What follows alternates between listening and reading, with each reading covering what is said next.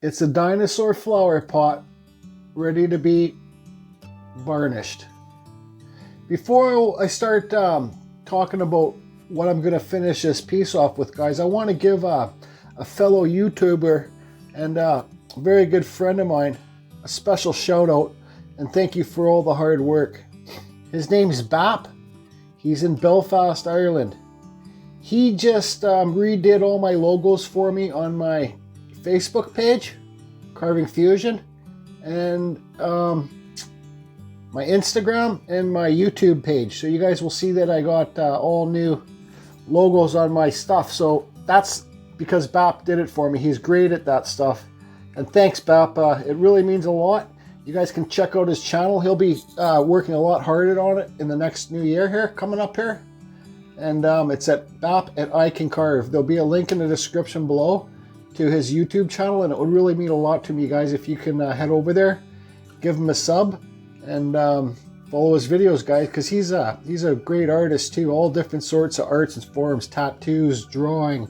He's just recently got into carving, and I love what he's doing. So let's get on to thanks, Bap. Really means a lot, bud. Really does. I Can Carve. So what am I going to... I want to take a quick minute here to talk about what I'm going to finish this $20-30 million dinosaur pot off with. This is going to be an outdoor pot, guys. I burnt it quickly. It's yellow cedar, okay? I burnt it quickly. I sanded it.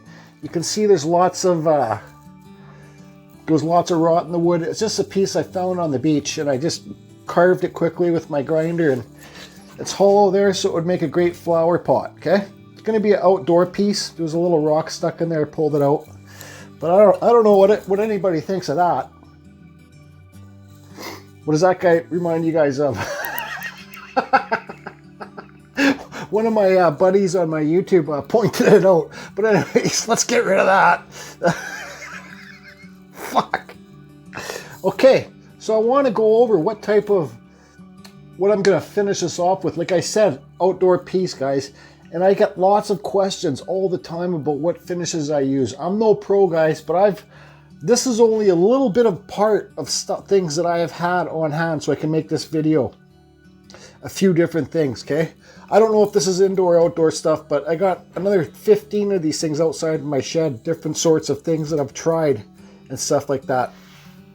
So I'm not going to get into each one, but I want to show you guys what works the best for me.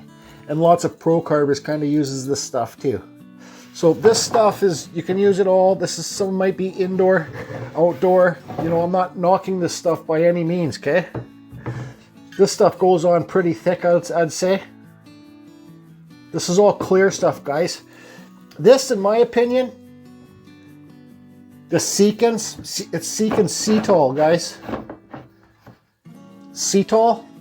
This stuff is, I believe, well, I put it on my eagle chair, and this stuff is the cat's ass for outdoor stuff. You know, this is what they use on commercial fishing boats and stuff to treat the wood and stuff like that. So Cedar is very good, but you always, you know, even the clear stuff, it always kind of look how good I seal my cans. But the clear stuff even always kind of has a color tint to it.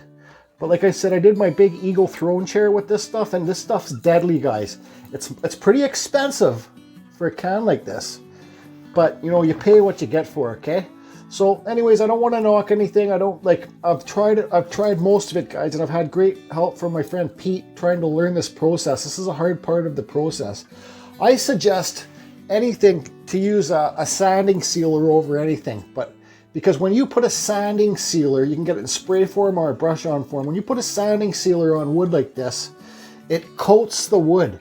So it acts like, pretend there's a layer of plastic on the outside of the wood. So when you put something like this stuff on, it doesn't, like, some parts of the wood's more porous and some parts of the wood will accept the stain more and some parts are harder and won't. So you get dull spots, okay? So to avoid getting dull spots, guys, try putting on the sanding sealer first, okay? Put it on, you can give it a light sand with real fine sandpaper and then apply your coat. It might save you from having to put 3 or 4 coats on, guys. It might save you money and save you time. So, but what I suggest for outdoors, and I'm gonna be doing it on this $20 billion dinosaur flower pot, I'm going to be using this Hellsman, okay? It's spar urethane varnish, okay guys? This is the stuff that I use 100% all the time for my outdoor pieces. This stuff goes on really thick, okay? And it lasts a hell of a long time. It's this stuff, in my opinion, is the cat's ass. Only my opinion, guys. Other people might use different things, okay? This stuff is probably the best in my opinion, but it's hard to get just a normal color. You always kind of get some kind of color with this stuff. This stuff goes on very clear. I've never seen it yellow the wood, and I think this stuff is the toughest stuff, the best stuff around. It's spar urethane. There's different brands of this stuff too, guys. It doesn't have to be Minwax, okay? But this stuff's not cheap either. I think this was like 30 bucks for this can here in Canada. So let me get it set up. I'm just gonna be holding my phone in this video. I'm gonna be using these foam brushes because, well, a paintbrush would be better. But guess what? I don't happen to have any paintbrushes handy. So I'm just gonna put a few things to show you guys how thick it goes on, and then that will be about it.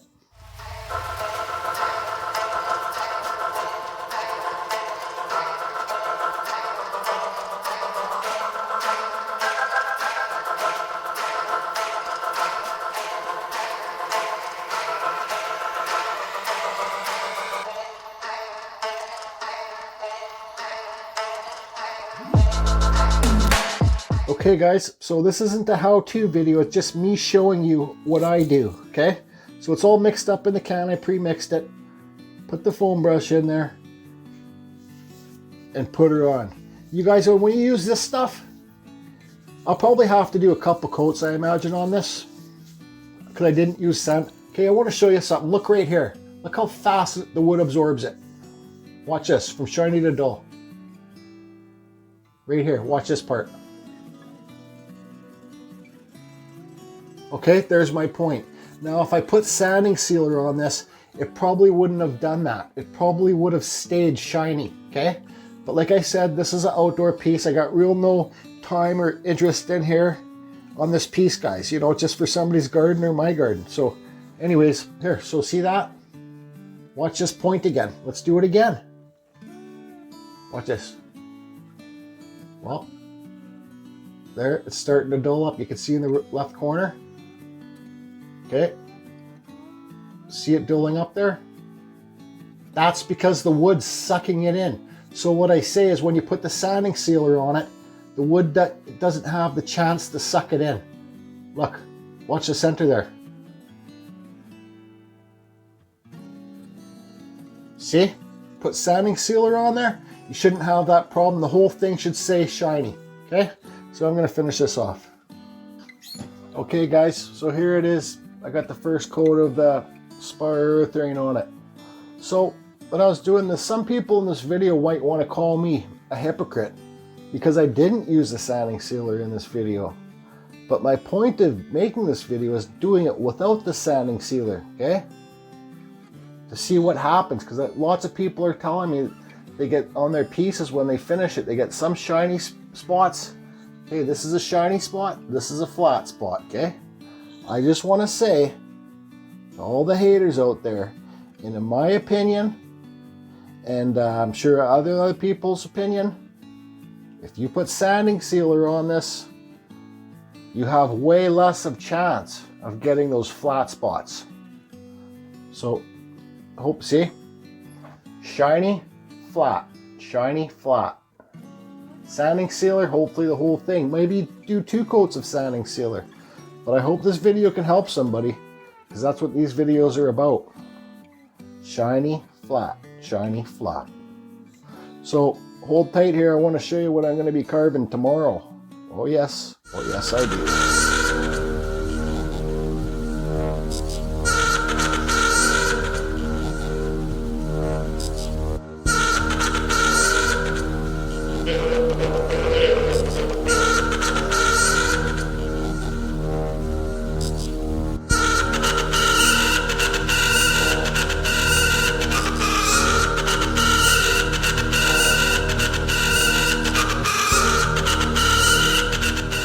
Tomorrow, I'm going to be carving the hell out of this sucker.